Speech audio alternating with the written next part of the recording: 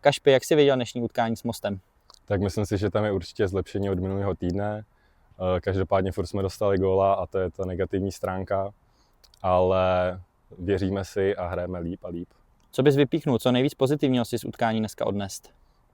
Tak určitě standardní situace, ty zvládáme trošku líp, ale musíme se na ně ještě trošku zaměřit a hrajeme po zemi a to nás všechny baví. Trenér minule zmiňoval, že to chce čas, další a další týden. Souhlasíš s tím a vnímáš to i po dalším tréninkovém týdnu? Určitě souhlasím, protože je toho na nás docela dost po taktické stránce, ale snažíme se to zvládat postupně. Samozřejmě to nejde hned, ale myslím si, že všichni budou souhlasit s tím, že je to lepší a lepší.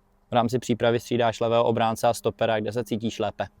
Cítím se líp na stoperu, protože tam hraju díl, takže asi tak. Kašpi, děkuji ti moc za rozhovor. Taky děkuji.